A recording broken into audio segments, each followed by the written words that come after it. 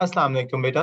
Start करते हैं paper 4 से। क्वेश्चन नंबर 1 में हमारे पास दिया हुआ है टेबल, और उस टेबल के हिसाब से हमारे पास प्रोटॉन्स, न्यूट्रॉन्स, इलेक्ट्रॉन्स, पार्टिकल्स ए से लेकर आई तक दिए हुए पार्टिकल्स लिखा हुआ है। पार्टिकल्स का मतलब है कि एटम्स भी हो सकते हैं, ये पॉजिटिव आइंस भी हो सकते हैं, नेगेटिव आइंस भी हो सकते हैं, कोई भी चीज हो सकती है। ठीक है, पार्टिकल ब्रॉडर जेनेरिक टर्म होती है।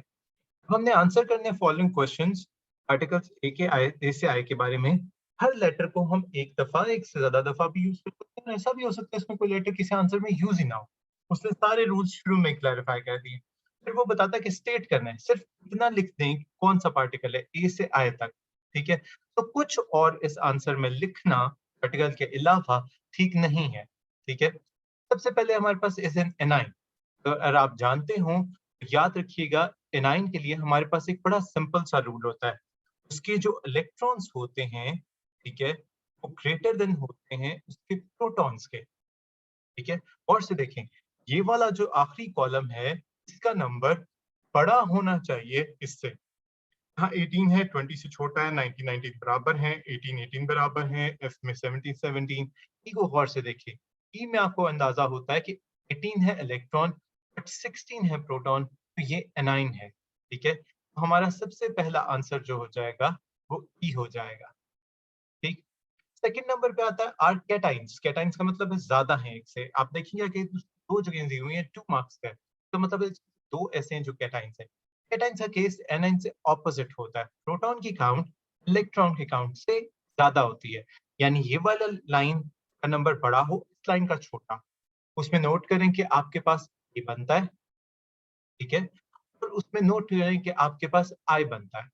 ठीक है, ए भी है और आई भी है। सही। ए और आई में हमारे पास ए में एक प्रोटॉन है, इलेक्ट्रॉन कोई नहीं है। और आई में हमारे पास 20 प्रोटॉन्स हैं और इलेक्ट्रॉन्स 18 हैं। दो इलेक्ट्रॉन्स कम है, कैटाइन है। ठीक है ना, इलेक्ट्रॉन लूज करने के बाद कैटाइन बनता है। तो ये हमारे पास ए हो गया। ठीक है, और ये हमारे पास आई हो गया उसी तरह से। ठीक, इसको रेज करते हैं, आगे चलते हैं। नेक्स्ट फिर हमारे पास आता है नोबल गैस एटम। तीसरे नंबर पे इसमें भी दो ऑप्शन है, और हेलोजन एटम्स एटम वो एक है, इसमें एक नंबर का है। तो सबसे पहले नोबल गैस देखते हैं। नोबल गैस का मतलब होता है कोई भी जो खत्म हो, वो ऐसी कन्फिग्रेशन पे कि उसके अंदर 8 इलेक्ट्रॉन्स जो है ना बचते हों। लेकिन एटम है तो हमारे पास तादाद भी बराबर होनी चाहिए। इसका क्या मतलब है? इसके दो रूल्स बनते हैं। ठीक है, नोबल गैस के केस के लिए वो एक तो उसने लिखा कि ये नोबल गैस है, और दूसरा उसने लिखा कि ये एटम है। एटम का मतलब है कि प्रोटॉन और इलेक्ट्रॉन बराबर होंगे। सिर्फ वर्ड एटम का मतलब प्रोटॉन और इलेक्ट्रॉन बराबर है। इसका मतलब है ये इसमें शामिल नहीं हो सकता, ये हो सकता है, ये हो सकता है, ये भी हो सकता है, ये नहीं हो सकता, ये हो सकता है, ये हो सकता है, ये भी हो सकता है, और ये नहीं हो सकता। ठीक है, अब इसकी कॉन्फ़िगरेशन देखें। इसमें 6 हैं तो पहले शेल में 2 और दूसरे शेल में 4, 6 पूरे हो जाएंगे। इसमें भी 6 हैं, पहले शेल में 2, दूसरे शेल में 4। ठीक है, इसमें 10 है, पहले शेल में 2, दूसरे शेल में 8। ठीक है, इसके बाद हमारे पास ये 17 वाला है, पहले शेल में 2, दूसरे शेल में 8, तीसरे शेल में 7 इलेक्ट्रॉन्स हो जाएंगे। इसी तरह 18 वाला है, पहले शेल में 2, दूसरे शेल में 8, और तीसरे शेल में भी 8 इलेक्ट्रॉन्स हो जाएंगे। इसी तरह से हमारे पास फिर उससे अगला है 19 वाला, पहले शेल में 2, शेल में 8, तीसरे शेल में भी 8, और चौथे शेल में जाके 1 इलेक्ट्रॉन। तो हमारे पास जिसके एंड में नोबल गैस वो होती है जिसका ग्रुप नंबर हमारे पास हम जानते हैं कि 8 होता है, और इसके आउटर मोस्ट शेल में भी 8 इलेक्ट्रॉन्स होते हैं। हीलियम के आउटर मोस्ट शेल में 2 इलेक्ट्रॉन्स होते हैं। तो हमारे पास 2 वाली तो कोई एग्जांपल यहाँ पे है ही नहीं। 8 इलेक्ट्रॉन्स, आखिरी नंबर देखें, आखिरी नंबर 8 इसका है और इसका है। इसका मतलब है डी हो गया और जी हो गया। डी और जी इसके आंसर हो गए। तो हमारे पास थर्ड पार्ट है, उसके आंसर हमारे पास बढ़ते हैं D and G. Fourth part में उसने कहा हुआ है हेलोजन एटम। ठीक है ना, हमने हेलोजन निकालना है। वंस अगेन, एटम का मतलब क्या है कि प्रोटॉन और इलेक्ट्रॉन बराबर होंगे। ये मैं पहले ही यहाँ पर लिख कर चुका हूँ, तो आपको पता टिक्स वाले हैं। तो हेलोजन का मतलब है कि वो सातवां ग्रुप है। ठीक है, तो आपके पास 7 इलेक्ट्रॉन्स होंगे आउटर मोस्ट शेल में। इसमें एक ही है 7 वाला। ये क्वेश्चन नंबर 4 का आंसर है, और ये क्या बनता है? ये हमारे पास बनता है ठीक है, क्वेश्चन नंबर 4 का आंसर हमारे पास एफ हो जाएगा। इसे क्लियर करते हैं, आगे चलते हैं, हमारे पास मजीद पार्ट्स हैं इस क्वेश्चन में। 4 के बाद हमारे पास 5th है जो कि ग्रुप 1 का एटम है। ठीक है, एटम का मतलब है प्रोटॉन इलेक्ट्रॉन बराबर हो, ग्रुप 1 का मतलब है जिसका आखिरी 1 हो। अगर आपको याद हो तो ये जो 19 वाला मैंने किया था एच, ठीक है ना, ये एच में हमारे पास कॉन्फ़िगरेशन क्या बनती थी, 19 तब बनता है जब हमारे पास 2 हो, फिर 8 हो दूसरे शेल में, 8 इलेक्ट्रॉन्स हो तीसरे शेल में और आखिरी शेल में 1 हो। इसका मतलब है कि ये ग्रुप 1 के अंदर आता है। ठीक है, तो हमारे पास एच इसका आंसर हो जाएगा। ठीक, फिर आता है ग्रुप क्वेश्चन नंबर 6। इसमें न्यूक्लियन नंबर बराबर हो और 2 आंसर्स हैं। ये थोड़ा सा डिफरेंट है, ये उस तरतीब पे नहीं आता। हम इसे देख लेते हैं, टेबल पे चलते हैं ऊपर। ठीक है, टेबल को देखें। न्यूक्लियन नंबर का मतलब क्या होता है? न्यूक्लियन नंबर का मतलब होता है कि हमारे पास प्रोटॉन भी काउंट करें और न्यूट्रॉन भी काउंट करें, प्रोटॉन प्लस करें और न्यूट्रॉन प्लस करें। अब हमने इक्वल वाले निकालने हैं, ठीक है, यानी कि दोनों तरफ जिसके प्रोटॉन और न्यूट्रॉन एरिया के बराबर होते हैं। इसमें टोटल प्रोटॉन प्लस न्यूट्रॉन कितने, 1, इसमें कितने 12, इसमें कितने 14। मैं ऐड करता जा रहा हूँ दोनों दोनों नंबर, 10 प्लस 10 ये हो गए 20, ये 16 प्लस 16 ये हो गए 32, ये 17 प्लस 18, सॉरी, ये 17 प्लस 18 हो गए 35। ठीक है, और उसके बाद ये 18 प्लस 22 हो गए हमारे पास 40, 19 प्लस 20 हो गया 39 और ये 20 प्लस 20 भी हो गया हमारे पास 40। तो बेसिकली ये दो बराबर आते हैं, तो जी और आई हमारे पास इसके answer, G and I will be the answer. तो बाकी कोई और नंबर एक दूसरे से मैच नहीं करते। ये न्यूक्लियन नंबर प्रोटॉन और न्यूट्रॉन को ऐड करके और बराबर देख के इक्वल वाले हमने दो आंसर निकाल दिए, जी और आई। इसको क्लियर करते हैं, आगे चलते हैं। नेक्स्ट में फिर हमारे पास है कॉज करता है एसिडिटी एक्वस। हम जानते हैं एसिडिटी एसिड से आती है और एसिड हाइड्रोजन होता है। ठीक है, तो ये हाइड्रोजन की वजह से हमारे पास होना चाहिए। ये चीज हमने पहले देखी हुई है। ये चीज दो जगह पर है, हेलोजेंस वाले टॉपिक्स पे। ठीक है, और उसके बाद फिर हम इसे दोबारा करते हैं जहां पर हम नेमिंग कर रहे हैं। ठीक है, और एसिडिटी कॉज करती है जो चीज वो हाइड्रोजन है, और हाइड्रोजन जो है वो प्रोटॉन नंबर 1 रखता है। तो इसका आंसर हमारे पास ए हो जाएगा। ए इसका ठीक आंसर है। क्यों? क्योंकि हाइड्रोजन का जो प्रोटॉन नंबर है वो है 1। तो ये प्रोटॉन नंबर से ही हमें कंफर्म हो जाता है। तो इसका आंसर आता है हमारे पास ए। ठीक है, उसके बाद फिर आगे चलते हैं, आखिरी पार्ट। ये यूज किया जाता है डिफाइन करने के लिए relative atomic mass of elements.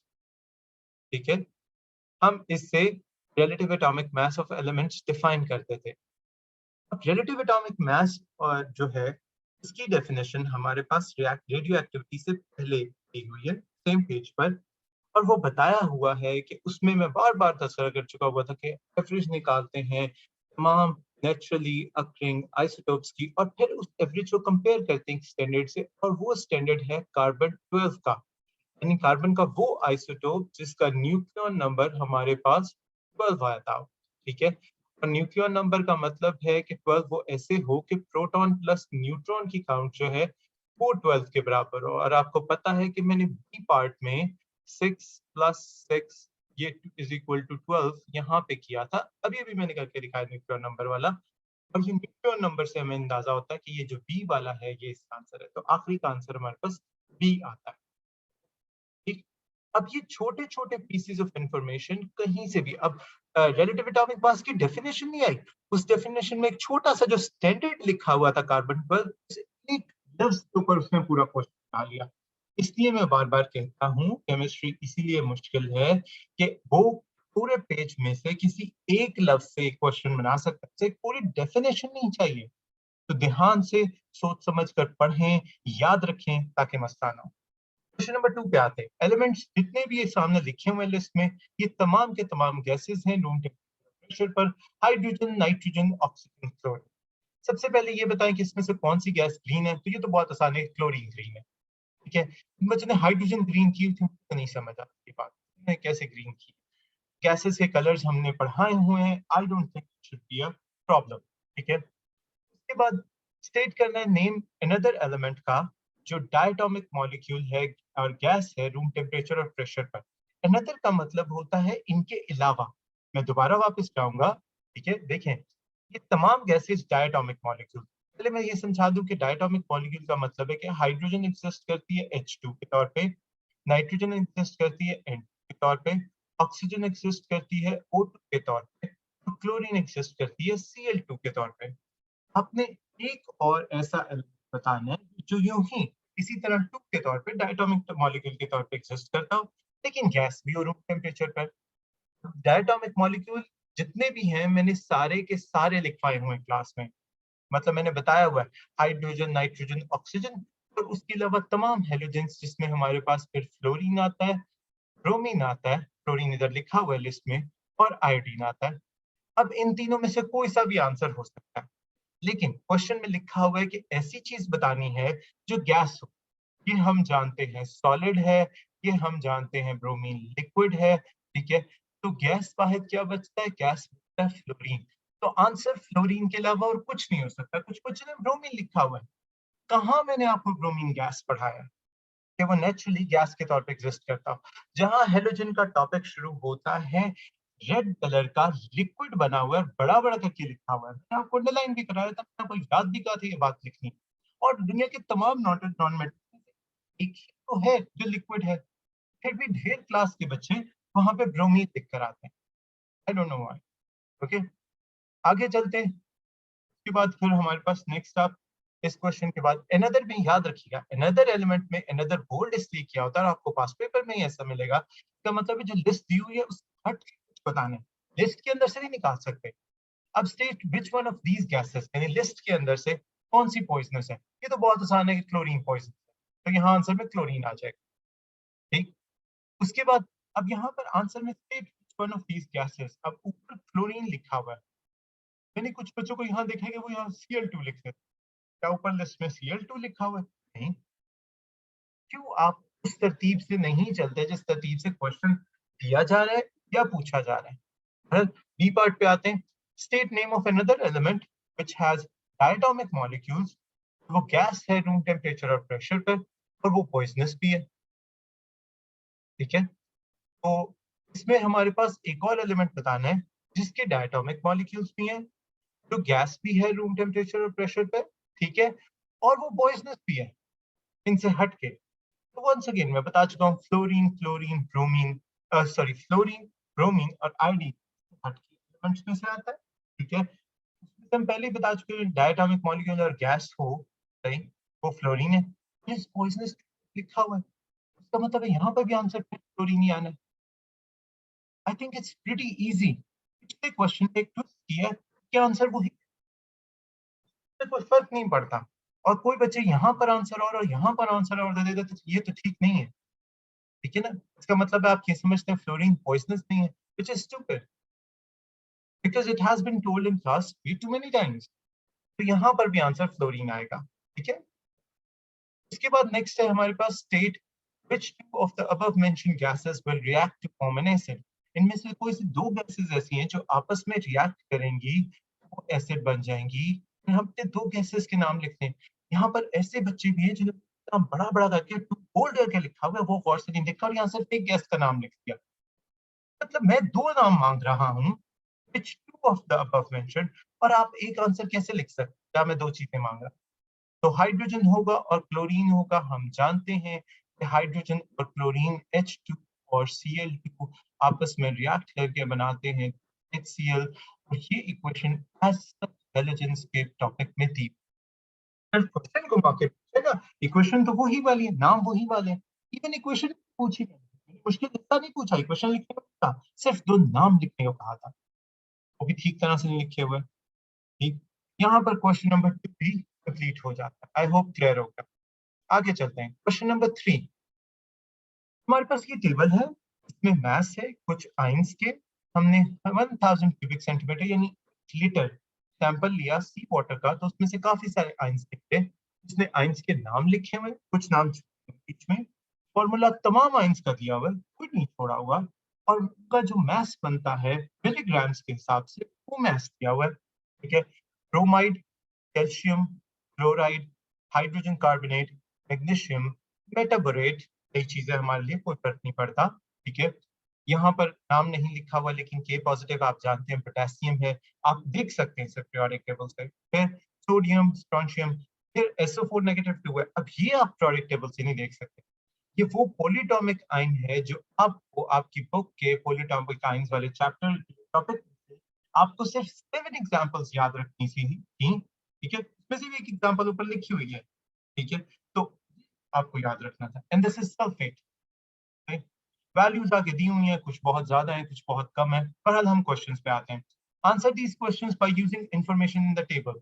आप सिर्फ टेबल की इंफॉर्मेशन यूज कर सकते हैं, अपनी तरफ से कोई चीज नहीं कर सकते। कौन से नेगेटिव आयंस लोएस्ट मास रखते हैं 1000 क्यूबिक सेंटीमीटर? अब इस नेगेटिव निकाल लें। नेगेटिव हमारे पास कौन कौन से टिक कर लेते हैं जरा। ब्रोमाइड आता है, क्लोराइड आता है, मेटाबोरेट आता है और सल्फेट आता है।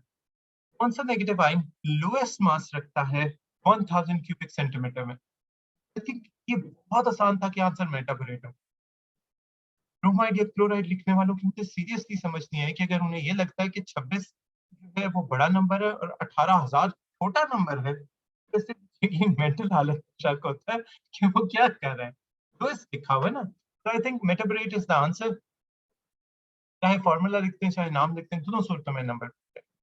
और ये सिर्फ ऊपर से नीचे कॉपी करना है आपको। पता है मेटाबोरेट आयन क्या होता है क्या नहीं होता, इससे कोई फर्क नहीं पड़ता, क्योंकि आप एक नंबर को देख के नाम ऊपर से नीचे कॉपी कर देना है। which I think is pretty easy. If you can't do it, it's questionable that you could do the work appropriately in IGC.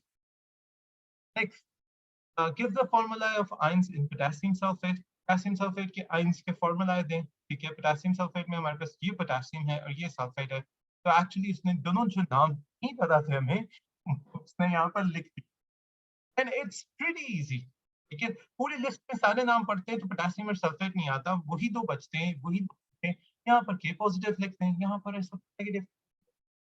How difficult is that? I don't think it's difficult at all, ठीक है। Sample सी water का वेपरेट करते हैं। ऐसे compound का नाम बताएं जो ग्रेटेस्ट क्वांटिटी में प्रेजेंट होगा, ठीक है ना। कंपाउंड का, कंपाउंड में अब पॉजिटिव आयन भी आएगा, नेगेटिव आयन भी आएगा। अब तमाम आयंस में से नेगेटिव में सबसे बड़ी स्ट्रेंथ किसकी है? क्लोराइड की। पॉजिटिव में सबसे बड़ी स्ट्रेंथ किसकी है? सोडियम की। Sodium chloride. ये वाला लफ्ज उठाने, ये वाला लफ्ज उठाने। नेमिंग रूल कहता है कि पहले मेटल का नाम आता है, बाद में नॉन मेटल का नाम आता है। ये दोनों नाम पहले और बाद में। Sodium chloride. लेकिन यहाँ पे नेम लिखा हुआ है। जैसे मैं आपको यहाँ पर एक चीज बड़ी अच्छी तरह से क्लियर कर दूं कि अगर आप यहाँ पर लिखते हैं sodium chloride, I am fine by that and that's correct, you get 1 mark for it. But अगर आप इस पर तेजी में इसे NaCl लिख जाते हैं और सोडियम क्लोराइड नहीं लिखते, wrong, because here it's clearly quoted, you are supposed to write NaCl। ठीक आंसर है, लेकिन उसने नाम पूछा, फॉर्मूला नहीं। अगर आप सिर्फ फॉर्मूला लिख के आते हैं तो आपको इसका मतलब एक क्वेश्चन नहीं पढ़ना आता, या आप क्वेश्चन में से important information under pressure skip कर जाते हैं। Well, let's move ahead. देखते हैं आगे हमारे पास क्या है नंबर 4 पर। बोरेट आयन को हम कन्वर्ट करते हैं बोरिक एसिड में। फॉर्मूला दिया हुआ है। बोरिक एसिड प्रोड्यूस होता है जब बोरॉन क्लोराइड क्लोराइड वाटर के साथ रिएक्ट करता है। इस इक्वेशन को सिर्फ कंप्लीट करना है, यानी कि बैलेंस करना है सिर्फ, इसमें भी कोई मसला नहीं है। अब देखिए, यहाँ पर एक बोरॉन है, यहाँ पर एक बोरॉन है, ठीक है। इसके और इसके ऊपर लगे होने का मतलब ये है कि हाइड्रोजन, क्लोरीन और ऑक्सीजन बैलेंस करनी। उसमें सबसे पहले क्लोरीन बैलेंस करना होता है, ठीक है। यहाँ क्लोरीन 3 है, तो सबसे पहले आप यहाँ पर लिख देंगे, ठीक है ना। तो यहाँ पे हाइड्रोजन ये भी 3 है, ये भी 3 है, ये तो 6 हो जाता है, 6 होगा। जब आप इसे ऐसा करते हैं तो यहाँ पर ऑक्सीजन 3 हो जाते हैं, क्लोरीन 3, सब कुछ बैलेंस। यहाँ 3 लिखना, यहाँ 3, कोई मसला नहीं, सब बैलेंस। और ये इतना मुश्किल है नहीं। यहाँ 3 क्लोरीन थे, मैंने यहाँ 3 लिख दिया। 3 हाइड्रोजन ये, 3 हाइड्रोजन ये, तो यहाँ टोटल यहाँ 2 है, 3 से 6, 6 पूरा हो जाएगा, तो मैंने यहाँ पर आई थिंक ये बड़ी बहुत आसान है। इस 3 का 1 नंबर है, इस 3 का 1 नंबर, ये 2 नंबर का क्वेश्चन है। अगर आप एक भी इसमें से नंबर ठीक लिख देंगे, आपको उसका 1 नंबर मिल जाएगा। अफसोस की बात तो ये है कि दोनों नंबर ठीक नहीं लिखे हुए, क्या खाली भी छोड़ा हुआ कुछ बच्चों ने, ठीक है। आगे चलते हैं। प्रॉपर्टीज दी हुई हैं। हाँ, अब देखें लिस्ट है, नंबर लिस्ट, जैसे कि मैंने आज में भी बात की है कि हमारे पास अगर लिस्ट हम ऑफ कोर्स उसके आंसर बता सकते हैं। पार्ट ए है ही यही कि हम टेबल को पूरा करेंगे प्रिडिक्ट करके। हमने क्या प्रिडिक्ट करना है? Boiling point of chlorine, chlorine का बॉइलिंग पॉइंट प्रिडिक्ट करें। ठीक है, अब याद रखिए क्लोरीन गैस है, गैस जो है उसका बॉइलिंग पॉइंट जो है, अगर आप इसे 25 से ऊपर ले जाएंगे 59 के करीब करने के लिए, 25 से ऊपर कोई भी चीज जो है वो रूम टेम्परेचर पर गैस नहीं रहती, उसे रूम टेम्परेचर पे लिक्विड होना चाहिए। तो ऑफ कोर्स ये 20 से कम है, इसे नेगेटिव्स में होना चाहिए और इसे फ्लोरीन के आसपास होना चाहिए, क्योंकि फ्लोरीन क्लोरीन दोनों गैसेस है, ब्रोमीन लिक्विड है। ब्रोमीन के करीब करेंगे गलत कर लेंगे, फ्लोरीन के करीब देखेंगे ठीक है, नेगेटिव कोई भी वैल्यू कर दें। Anything in between -187 to -20 or lower than 0 is fine. -100 लिख देते हैं, let's -60 लिख देते हैं, -70 लिख देते हैं, -150 लिख, that's correct, कोई मसला नहीं। ठीक है, यहाँ पर डेंसिटी है सेकंड हमारे पास। ठीक है, उसके मेल्टिंग पॉइंट पे उसकी डेंसिटी क्या होगी? डेंसिटी देखिए, आप और से नोटिस करें, डेंसिटी स्टेप बाय स्टेप बढ़ रही है। इसका डिफरेंस देखें, इसका डिफरेंस देखें, इसका उसका डिफरेंस देखें, आप उसके डिफरेंस के हिसाब से कर सकते हैं। And to be honest, anything in between 0 1.55 is supposed to be correct, but it can't be that close. ठीक है, तो हम क्या करते हैं, like 1.2 1.1 1 0.9, ठीक है, 0.8, ऐसी कोई भी चीज की जा सकती है।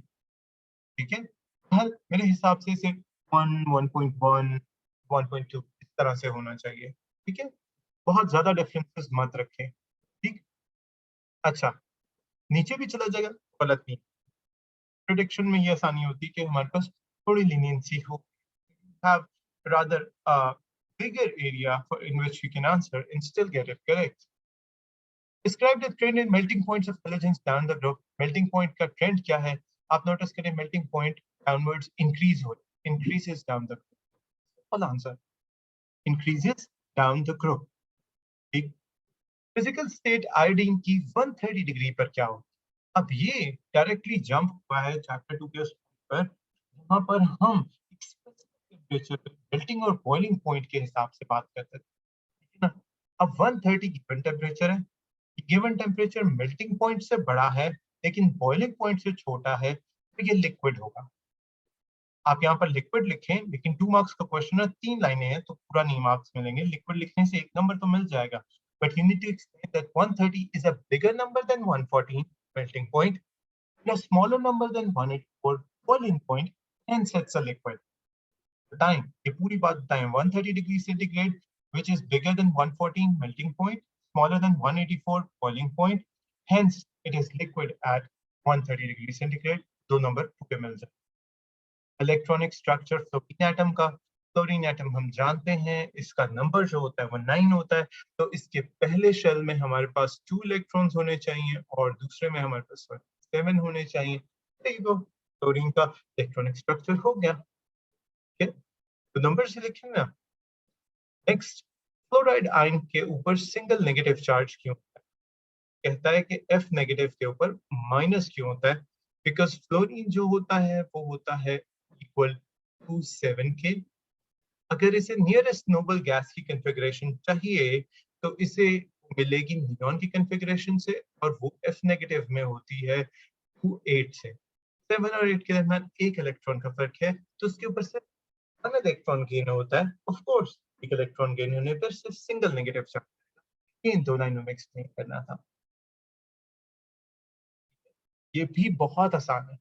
क्वेश्चन रादर इंतहाई बेसिक और सिंपल स्ट्रेट फॉरवर्ड है, may be wording slightly different than what we are used to do, but again, understand it a little bit, you can jump to a lot of correct answers, which unfortunately most of the students didn't. Question number 5, ये sulphur और sulphur के compounds के बारे में है। Sulphur non metal है, non metal की 3 properties गिनवा। How hard could that? Metal non metal का डिफरेंस टेबल है, उसमें से नॉन मेटल की साइड पे, और वो सारी फिजिकल प्रॉपर्टीज ही थी, 3 गिनवानी। अब हम क्या कर सकते हैं?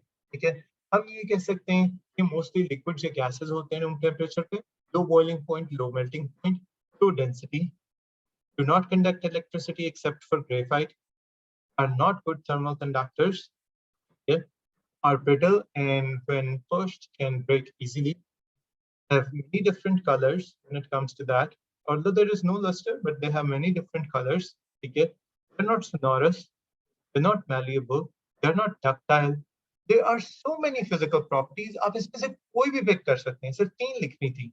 हर कोई बच्चा low melting and boiling point, low density, ठीक है, electrical insulators, ठीक है, या not electrical conductors, except graphite लिखते, ठीक है, good enough. हो गया पूरा. कोई लंबे आंसर जरूरत ही नहीं. Most of the students are those who got it right, but there is still some who didn't. And it's astonishing because metal non-metal का difference table बहुत अच्छी detail में किया हुआ था.